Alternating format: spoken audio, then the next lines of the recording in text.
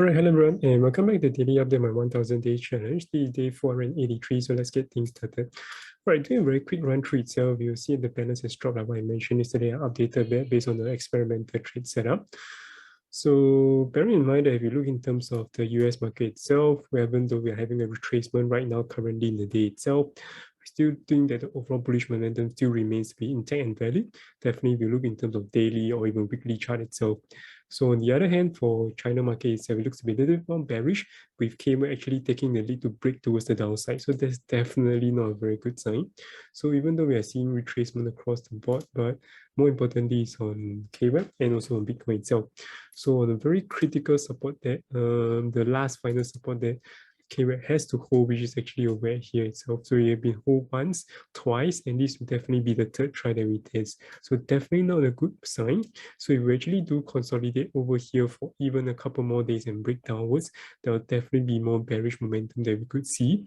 But of course, we could also have a very so-called a forced breakout towards the downside, towards this $39, $36 region itself. And if a very strong bounce support, then that could be a very nice strong forced breakout and continuation towards the upside.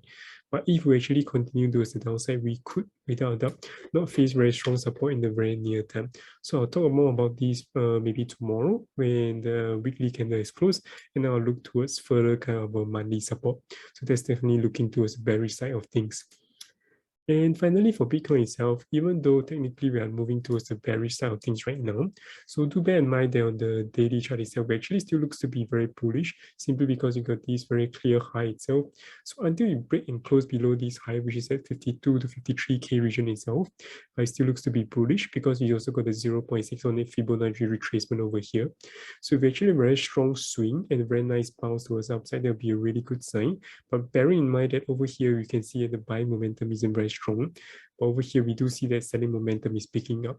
So definitely have to see that somewhat of a capitulation of picking up a buying pressure over here before there can be a very nice swing towards the upside. So until then, I'm definitely staying out of the market in terms of trading wise.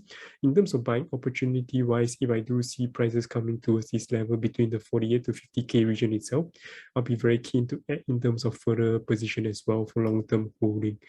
All right, otherwise that's more or less about it. I have no position right now, both experimental and main trading account setup. If you guys have any questions, feel free to drop by your comments below. I'll see you guys tomorrow. Take care. Bye-bye.